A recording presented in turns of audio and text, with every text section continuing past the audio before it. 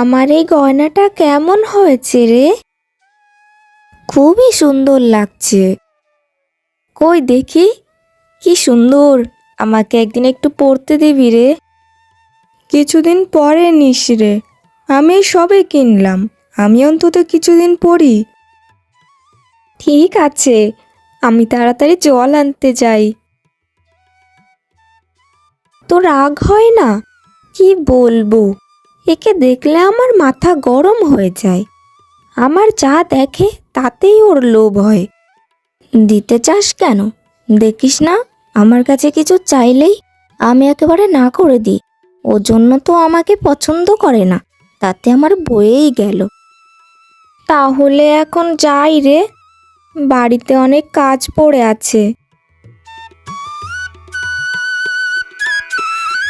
তাড়াতাড়ি এসো তো।